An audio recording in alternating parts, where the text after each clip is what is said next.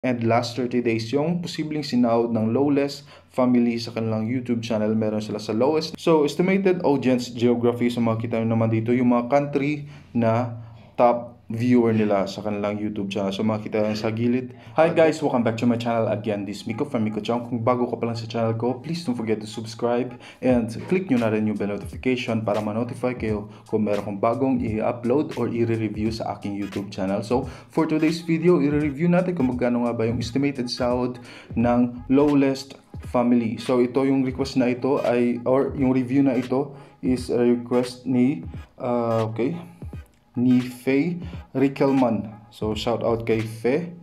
Okay, sabi niya, kindly estimate lowest. Okay? And sabi naman ni Lorelei Manuel, sabi niya, lowest family please. So guys, ito, yung review na ito is isang estimated lamang and binibigyan na tayo ng site na ito kung magkano pwedeng kitain ng isang vlogger sa kanilang YouTube channel. So guys, yung site na ito is public, so that is Social Blade site. So kung gusto nyo malaman kung magkano yung sahod ng mga vlogger na mga sikat, and punta lang kayo doon and makita nyo doon yung kanilang estimated earnings kung magkano. So guys, without further ado, let's jump into the video.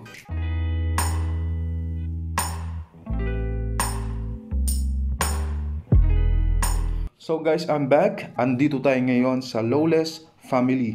So meron silang uploads na 377 uploads and subscribers na more than 61,000 subscribers. So yung income ng isang vlogger ay hindi nakabase sa subscribers. So yung income talaga ng vlogger is kahit na medyo mababa yung subscribers mo, pero yung video mo is nagde-trending siya or nag-million views. So yung kikitain mo doon is posibleng mas malaki sa mas marami pang subscribers, kasi nga yung kita ng isang vlogger ay nakadepende sa video views and ads. Kung walang ads and walang video views, walang kikitain yung isang vlogger. Okay, so video views nila na more than 5,640,778 overall video views, and country nila ay British. So naka-base sila sa UK. Okay, so channel type film, user created. Kung kailan nila ginawa yung channel nila is noong February 15, 2015. So medyo matagal-tagal na rin yung kanilang channel. So kung mapapansin nyo dito guys, may total grade. So yan yung B, and mapapansin nyo dito or makikita nyo dito yung kanilang ranking. So Social Blade rank, and dyan subscriber rank sa buong mundo, and video views rank and dyan, and country rank sa British or sa UK is andyan, nasa 9,109 rank sila, and sa film nasa 14,000 plus na rank. So yan yung kanilang data or yung ranking sa Social Blade. Okay, so punta tayo sa kanilang audience geography. So guys, makikita nyo dito yung YouTube stats and analytics dashboard. So nandito tayo sa audience. So estimated audience, age and gender. So hindi lang yung income yung merong estimated, pati yung mga viewer all over the world and kung ilang taon na yung kanilang viewers. So dito muna tayo sa age and gender. So makikita nyo may female and male, and may percentage, and makikita nyo yung age sa baba 13 to 65 plus years old yung kanilang viewer na naka-indicate sa baba, but yung highest viewer nila is nasa 25 to 34 years old. Yan yung kanilang highest range viewer age sa kanilang YouTube channel. And try natin i-click yung highest age and gender estimated audience nila. Okay, so alos pantay lang or pantay lang yung kanilang percentage sa 25 to 34 years old. So female 14% and male is 14%. Yan yung kanilang percentage viewers. So kung mapapansin yung second highest nila is nasa 13 to 17 years old and 14 to 24 years old. So pantay lang ito guys. Try natin i-click. So yan yung 10% and 10% din sa male. So makikita nyo, and pantay lang to sila guys. Yan, pantay lang ng 18 to 24. So it means yung kanilang viewer is nagre-range ng highest viewers nila by age is nasa 13 to 34 years old. So yan yung kanilang viewer age and gender data estimated. Okay, so estimated audience geography. So makikita nyo naman dito yung mga country na top viewer nila sa kanilang YouTube channel. So makikita sa gilid, Denmark, San Marino, Reunion, and United Kingdom and Finland. So yan yung kanilang 5 top viewers sa kanilang YouTube channel. Okay, so try natin i-click yung pink, yung highest na kulay na nakabilog or naka-shade. Okay. So United Kingdom, since naka-base sila sa United Kingdom, even though na may viewers sila sa Pilipinas, lalabas talaga sa data nila doon is United Kingdom. But again, may mga viewer naman sila sa Pilipinas, siguro mas maraming viewers sa Pilipinas, but ang binabasehan lang ni influencer is nasa kung saan country siya naka-base, doon niya nilalagay yung highest viewer ng isang vlogger. So kasi napapansin ko din yan sa ibang vlogger, kung saan country nila nilagay, yun yung pinaka-highest viewer nila sa kanilang YouTube channel.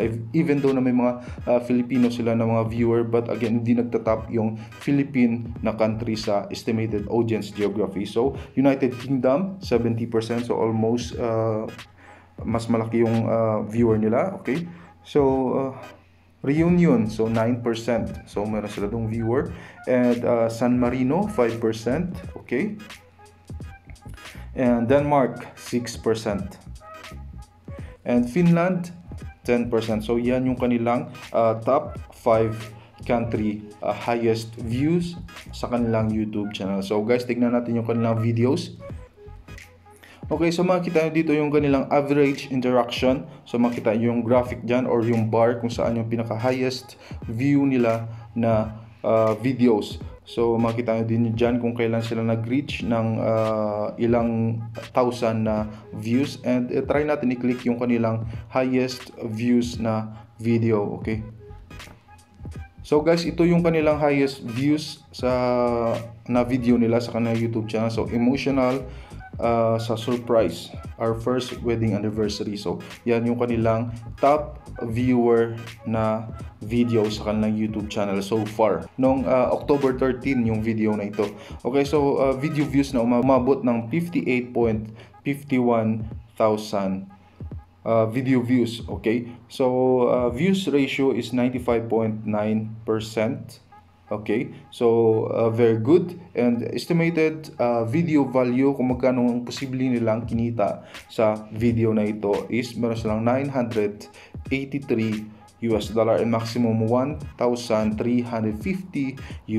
So yan yung amount na estimated. So estimated, it comes from the word estimated, guys. So hindi siya accurate kung magkano yung sinahod nila sa isang video na ito. So dito naman tayo, guys, sa kanilang daily estimated earnings. Kung mapapansin nyo dito, merong date, subscribers, views, estimated partner earnings, live income, and video. So kung makikita nyo dyan, live income is 0. So yung live income na yon is kung nagla-live sila sa kanilang YouTube channel and magbibigay ng super chat yung kanilang viewer. Yan yung tinatawag na live income. So kung makikita nyo dito, yung kanilang estimated earnings is nag-start nung November 23. So may kinita sila dito na $86.79. Maximum is $168.41. So yan yung kanilang estimated income na lowest. Meron pa silang lowest nung 24. So actually the same lang, 86 point lang yung yung pinagkaiba nila nung nakaraang araw ng November 24. So yan yung kanilang daily estimated earnings, and yung highest nila is umabot sila nung $139.94. Maximum nila is $271.53 noong November 27, 2020. So yan yung kanilang highest daily income or daily estimated earnings. So nag-gain sila dito ng 300 subscribers, and umabot sila ng 61,000 overall subscribers sa kanilang YouTube channel. So yan yung kanilang daily estimated or potential earnings sa arawan. Okay, so guys, ito naman yung kanilang daily average, weekly average, and monthly average, kung magkano nga ba yung kabuuang kinikita nila arawan sa kanilang YouTube channel. Okay, so sa daily average niya is meron siyang $6 and maximum is $100, and weekly average meron silang $44, maximum $698, and last 30 days yung posibleng sinahod ng lowest family sa kanilang YouTube channel, meron sila sa lowest na $187 and maximum nila is $3,000. So yan yung kanilang monthly estimated earnings sa kanilang YouTube channel. And again, since Filipina ang nag-request nito, and yung wife ng British is Filipino din, alamin natin kung magkano yung kanilang estimated sahod monthly sa pesos, okay? So guys, ita-times na natin sa 47 pesos yung kanilang US amount para makuha natin yung peso value or peso amount na kanilang posibleng kinikita sa kanilang YouTube channel. So, kuha lang tayo ng calculator and dito times natin. Okay? So, monthly estimated earnings sa lowest, meron silang 187 US dollar times 47. Okay, meron silang 8,789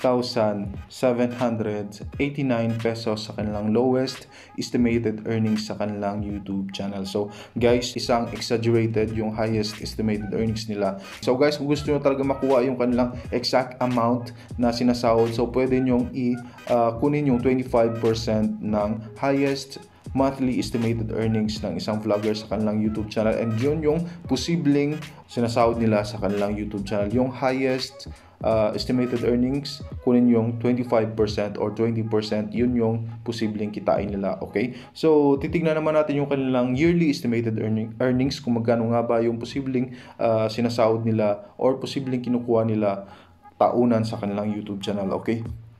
So, estimated yearly earnings, meron sila sa lowest na 2,200 US dollar and highest nila is 35,900 US dollar. So, try natin i-times yung kanilang yearly estimated earnings. So, guys, sa lowest lang tayo mag-times. Hindi na natin i-times yung kanyang highest yearly estimated earnings. So, 2,200 US dollar times 47.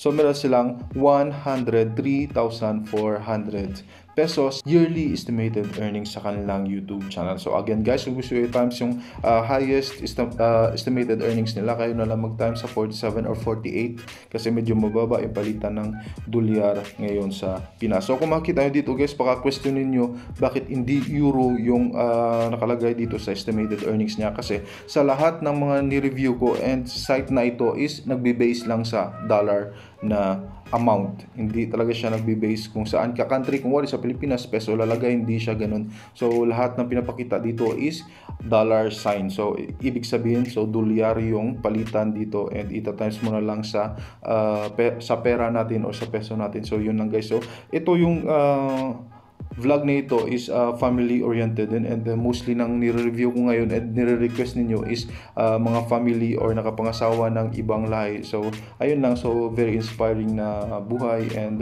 very inspiring kung paano sila nagsimula sa kanilang buhay din and paano nagsimula sa pagba-vlog. And kasi alam natin na yung mga OFW is sobrang nabuboard sa ibang bansa na nagtatrabaho. So mostly nang nag-vlog is mga OFW or nasa ibang bansa. So kung mapapansin nyo, but again, hindi talaga sila, yung mga OFW minsan hindi talaga sila sa sahod sa YouTube, update lang sila sa buhay nila and gusto lang nila i-document yung kanilang pag-stay sa ibang bansa. So alam natin na hindi talaga tumatagal yung isang tao doon sa bansa na pinagtatrabahuan niya, but unless kung may pamilya sila, kagaya ng lawless family, so may pamilya doon sa ibang bansa, so magtatagal talaga sila doon. And ayun lang guys, kung gusto nyo i-support yung channel ko, please don't forget to subscribe and click nyo na rin yung bell notification para ma-notify kayo kung meron akong bagong i-upload sa aking YouTube channel. So, thank you for watching and see you on my next video, and advance Merry Christmas and God bless us all at peace. Yo!